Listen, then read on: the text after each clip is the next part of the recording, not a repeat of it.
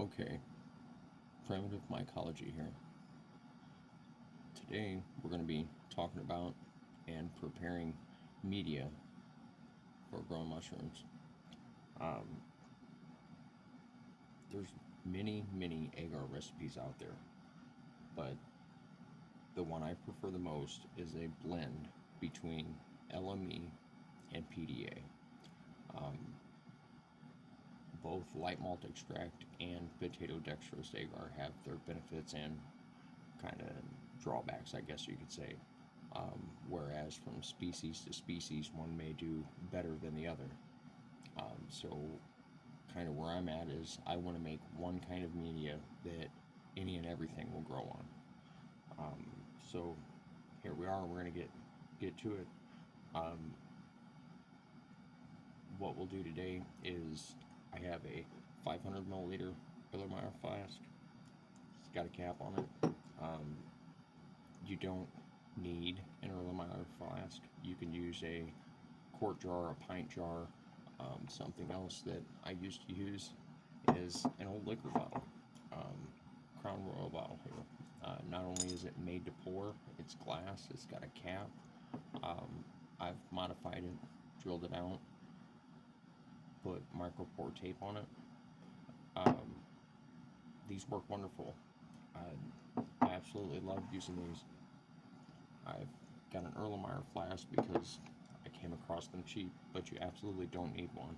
Um, Basically, anything that is good heavy glass and you can seal up or apply a lid to for sterilization, um, it'll work. Um, there's no need to go and spend an absorbent amount of money um, on a whole bunch of things when you first start this. Um, Agar plates, if you're only going to use a few and you're never going to really get into culture work, or maybe if you just want to test out a couple cultures before you inject them into a bag, you could buy plates. There's all kinds of people that sell plates, and I'm sure they're very good plates, but if you're going to use more than just a few, once you get going in mycology, you want to learn to make your own. Um, the plates that I make for myself are tailored to what I'm doing, and I grow gourmets. So, anyways, let's get to it here. We're going to be making basically a 500 milliliter batch of, like I say, a mix of PDA and LME. Um, and when you use a 500 milliliter flask, you'll be actually doing about 450 milliliters of media. Um, you don't have to use boiling water, but I prefer to, because I'm going to put the media on a stir plate with the boiling water in it before I ever even think about sterilizing it. I find that it helps to solidify and thoroughly mix your media so you get a more uniform pour as far as your nutrients go when you pour your plates. Anyways, we're going to be using LME. This is very cheap. Potato flakes. These work wonderful. Um, you can also boil potatoes and strain them out, keep the stock from it. Um, that most definitely works too. But potato flakes are extremely cheap.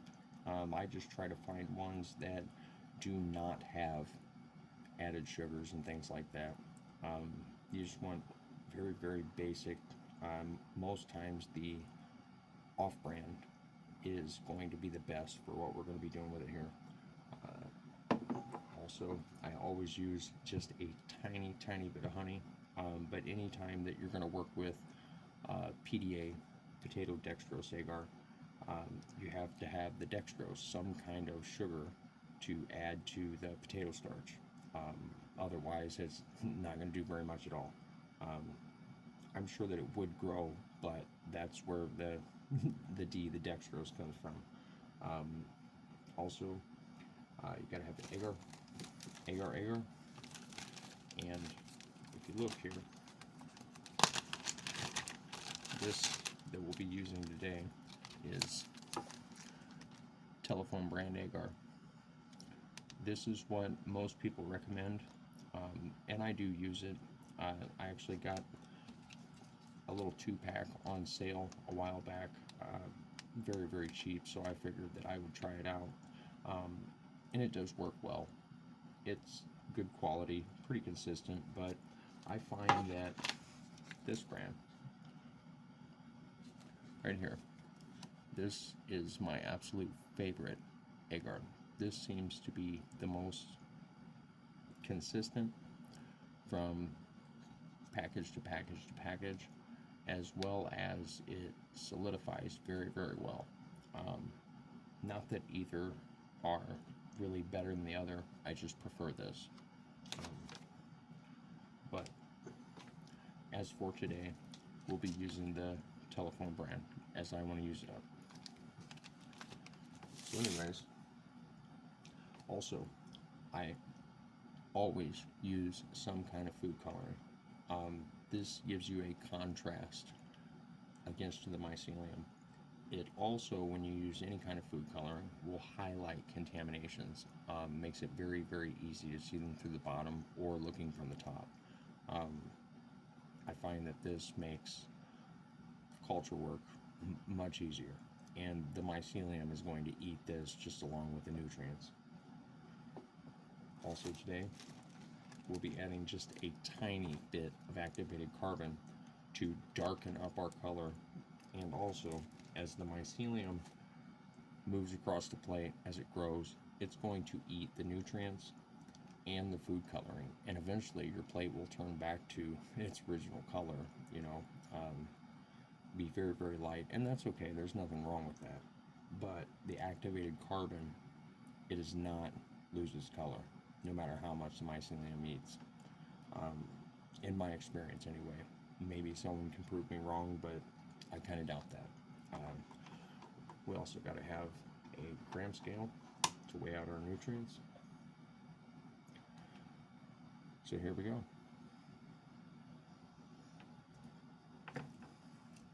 First things first, we're going to need, for the 450 milliliters we're going to be pouring, we're going to need 7 grams of white malt extract.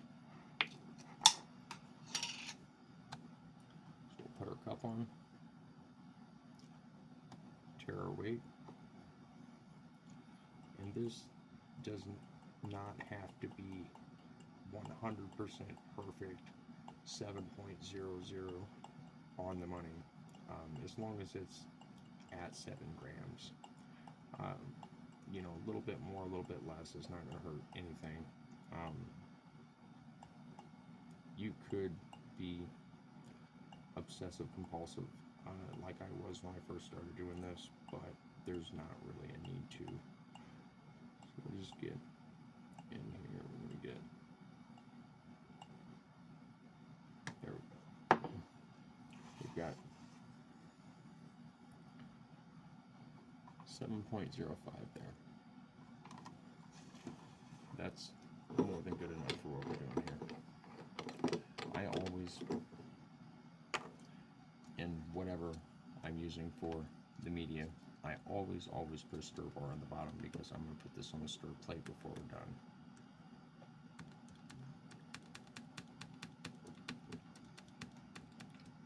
And sometimes it's a little easier to use, and a little cleaner, to use a piece of aluminum foil, as you see here when you dump it out of a cup or any kind of vessel. It's most definitely going to want to come out the whole width of your vessel, and that's okay. Also at this point, we want to be clean, but we do not have to worry about sterility yet. Not at this point. Only after it comes out of the PC will we really have to worry about it.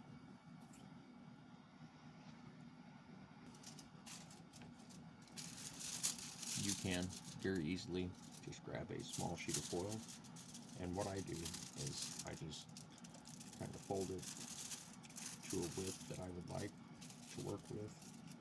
I mean, just very, very simple here. Try to keep all the edges smooth here. It doesn't have to be perfect. We're just going to use this as kind of like a funnel.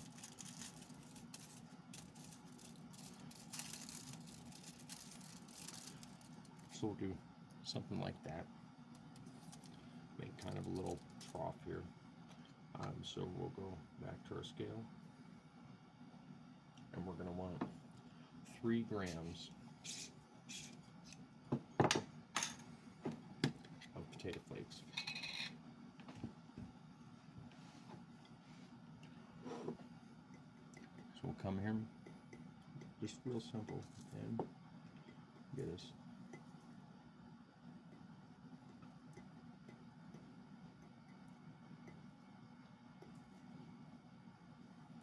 there we go.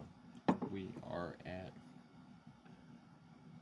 3.1, and that's plenty close enough. And see, as you can dump these in, you can kind of rotate your vessel here, or you can dump these into something like a piece of foil, and now you have something that's going to dump in it very, very clean. You'll notice with light malt extract, after you use a little bit, that it likes to stick to everything, even if it's not really very moist, kind of sticks to things. And you know, that's just what light malt extract is. That's just one of the things that it does. It will also like to clump up in your jar. If you keep your jar sealed and you don't go putting a lot of utensils in it, or if you do put a utensil in it, a dry one, it's not too bad. But you definitely don't want to be in and out with a bunch of rock hard clumps in your LME. So then we will also have 1 gram of nutritional yeast. This adds just some extra nutrients that aren't sugars, you know, which mycelium basically feeds on sugars for the most part. You know, cellulose, hemicellulose, and lignin is what most of the saprophytic mushrooms are going to want to eat generally. But as far as media goes, nutritional media, you basically want carbohydrates and sugars. So we'll put in our nutritional yeast here, and this, it comes out pretty easy, so there's really no need for the little foil funnel. And then from there, we will be using, for this, because we're doing 450 milliliters rather than the full 500, normally for 500 you would use 10 grams of agar powder.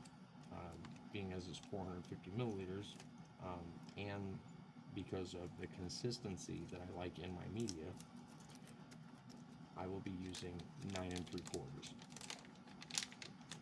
The adjustment is close enough to the targeted 2% that I'm looking for that I'm perfectly happy at 9.75. So there's that. We'll finish that one off. Get our next one here ready to go.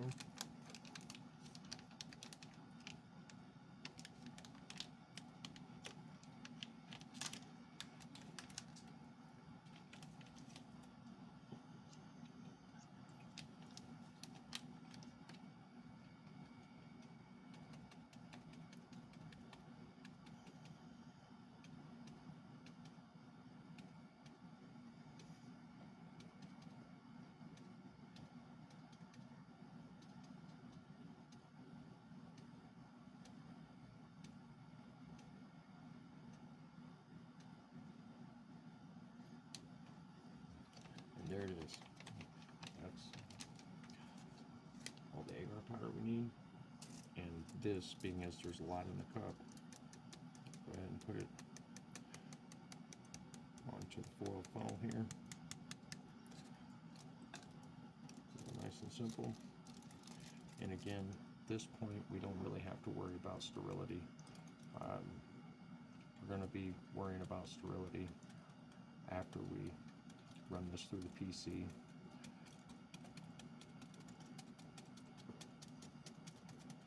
And get ready to pour our plates. This tiny little bit that fell out here. This is not going to hurt anything. We'll go ahead and get rid of that. Might be 0.01 or something like that, and that will not make any difference whatsoever. Really, anybody that tells you that any of these measurements have to be 100% exact to the second decimal is either trying to discourage you, or they haven't really spent very much time actually doing this. Because I can tell you now that small, very small, 1 or 2 decimal variation is not going to really affect your media. Now, much variation past that absolutely will. But for what we're doing, this is going to make 0 difference. So, in the meantime here, we will go ahead and shut off this scale. Real quick, I will grab the other scale and we will set our Erlenmeyer flask on here.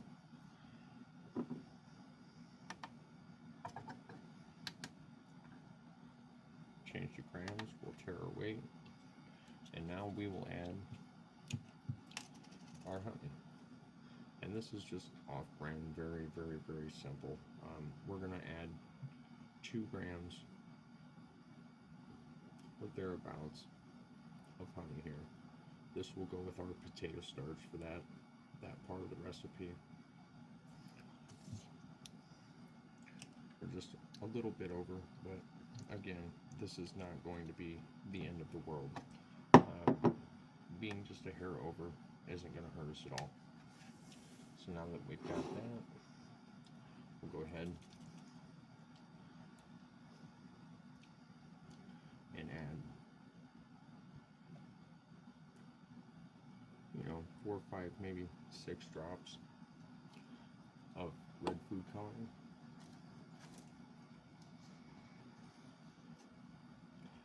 And then we'll go ahead and get our gram scale back up.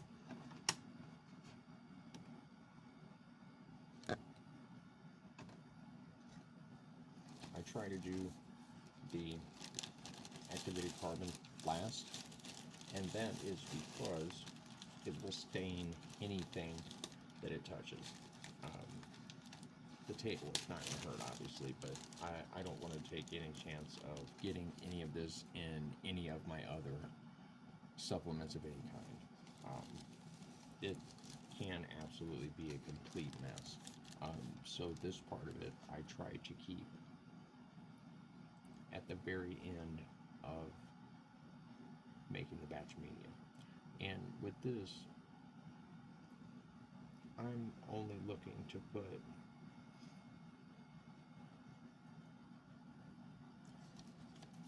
about 0.9 to 1 gram in it. Any more than that, and you're nearing the point that you're pretty much going to turn your agar completely black, and nearing the point that you're turning into almost an antibacterial media, and that's not what I'm looking for. I use this just for the color. You could add 3 or 4 grams and kind of make a very bacteria-resistant media, but I would much rather rely on my ability and my sterile technique than, being over here trying to hide my mistakes or my lack of sterility with any kind of supplement. You can also make antibiotic plates to inhibit bacterial and fungal growth. But that's what someone does that is trying to save a wild strain that absolutely can't be lost, um, and they've failed in every other manner, or someone that doesn't know how to do mycology work. And I'm not really looking to be doing any of that. Now that we've got all of our dry materials here, I am going to get some water boiling, and I'll be right back. While our water gets going here, let's talk a little bit about the different kinds of media that we can use. There are many options and many different recipes. There are recipes that are 4% nutrition. There are recipes that are 3%, 2%. Some people use half percent. Um, I used to be a fan of the 1.5% nutrition. Where I'm at now is just a tiny bit over 2%, but when using the potato dextrose, you're not really gaining much more than starch other than your sugar source, and when you factor in the sugar source, it keeps me at about 2. Um, that's how I see it to be anyways, and I've been doing this for quite a while. Some people like to use more nutritional yeast or none. And then there's also soy peptone. Peptone has benefits as far as growth factors go, but peptone also, it kind of leaves mycelium where it doesn't really want to grow that well on other media after it's been on there, to my experience. Now, I'm not saying that it won't grow. I'm just saying that I have noticed a difference after having any kind of fungi on there and then moving to another media. So in saying that, I tend not to use it unless I'm trying to grow cordyceps. Um, Other than cordyceps, I've never really found any kind of mycelium that actually needed peptone. And cordyceps will absolutely grow without it. But that's another thing I've learned from experience, that it is greatly beneficial for cordyceps, but only in very small amounts. For anything else, though, I see absolutely no reason to use it. Um, Also, when making media, you could use grain water. Um, there's some recipes that run basically just sugars. Again, potato dextrose agar and light malt extract agar are pretty much the two most common and widely used, and that's why I make the blend. This just kind of simplifies it, and everything grows pretty well. And at 2% nutrition, you get fairly decent, speed of growth, but at the same time, you don't end up with completely tomentose mycelium that wants to grow aerially and be up against the lid of the dish. Um, at 2%, 1.5, I find that is the point at which I'm the happiest. Um, when I first started this and first started pouring my own plates, I would pour them at 3.5 and 4% nutrition because, oh man, the growth is so fast. But with some experience, you start to realize that that's just not where you want to be, because that quick growth, that is also a way for bacteria to grow quickly and take over a dish.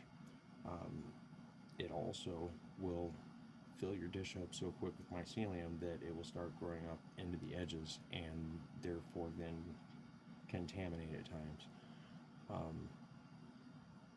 Again, I found that the 2% nutrition is my favorite. In the meantime, I'm going to grab the hot water here, the boiling water, and we will get this filled up.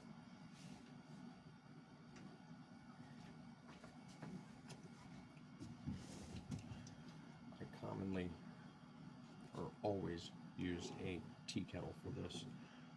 I get the water boiling in it. It's got a pour spout, and I'm going to run this right up to 450 milliliters.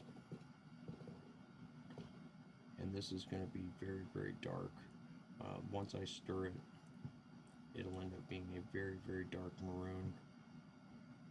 And that's what I'm looking for, because eventually the red is going to go away as the mic heats it.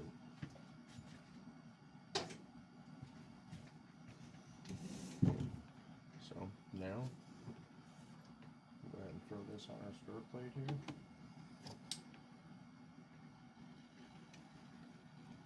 Give it some time.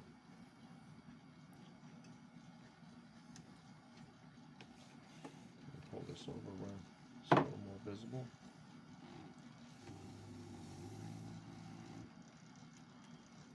And we'll just let her mix for a little while.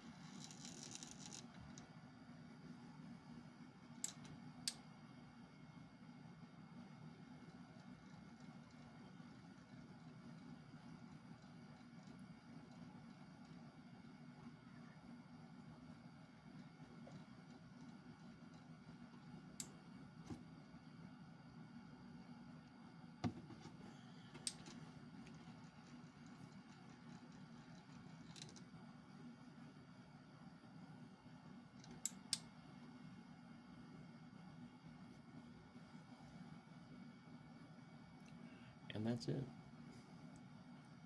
Just as simple as that. This will take 5 to 10 minutes before it all breaks up and gets pulled down into the mix, and then we will pressure cook for normally 45 minutes is what most people suggest, but I myself, I like to go 1 hour. It's definitely not going to hurt your media, and I've found that pressure cooking 1 hour and then mixing again when it comes out, I have the least amount of bad plates. So that's just where we're at. This is Primitive Mycology, and this is a media recipe that will grow absolutely anything. And up and coming will be a video on pouring the plates. In the meantime, let this mix. Thanks for tuning in, guys.